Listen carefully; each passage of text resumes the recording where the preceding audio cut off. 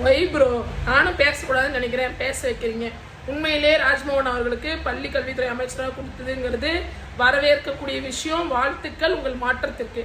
ஆனால் உங்கள் மாற்றத்துக்கு நீங்கள் ஒரு உருட்டுறீங்க பாருங்க, அதுதான் ஏற்றுக்க முடியல ப்ரோ. வரலாற்றை யாராலையும் மாற்றவெல்லாம் முடியாது, அதை அழிச்சு ஒழிச்சிடலாம்லாம் நினைக்காதீங்க. ஒரு தலித்தை பள்ளி கல்வித்துறை அமைச்சராக ஆக்கிட்டாங்க அப்படிங்கிறது இல்லைங்க சமூக நீதி. அமைச்சர் தலித்தான்னு தேடாம இருக்காங்க பார்த்தீங்களா, அதுதான் சமூக நீதி. ஆனால் இன்னைக்கு என்ன பண்றாங்கன்னா, எல்லாரும் போய் எல்லா அமைச்சர்களோட ஜாதியை தேட ஆரம்பிச்சிட்டாங்க.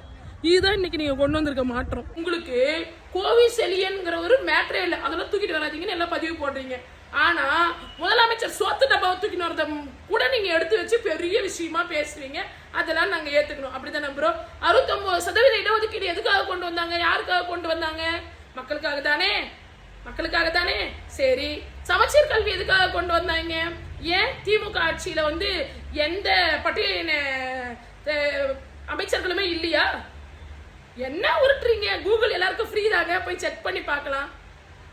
சும்மா ஓவரா வாயில வடை சுடக்கூடாது. திமுக சோசியல் ஜஸ்டிஸ் யூனிவர்சிட்டினா டிவிக்கு இப்பதான் எல்கேஜி சேர்ந்துருக்கிறீங்க, அதுக்கே இந்த ஆட்டமா?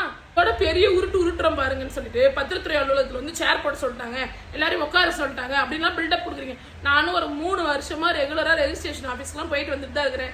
எப்பவுமே சேர் இருக்கே, எப்பவுமே உட்காரத்துக்கு இருக்கே. என்ன பண்றது? விஜய் அச்சுன்னு தும்முனா கூட அதை பெருசா பில்டப் பண்ணி பேசுறதுக்கு நம்ம ஆளுங்களெல்லாம் ஓவரா ரெடியா இருக்கிறீங்க. அதனாலதான் இந்த ஆட்டம். எங்க போய் முடிய போதோ இந்த மாற்றம்.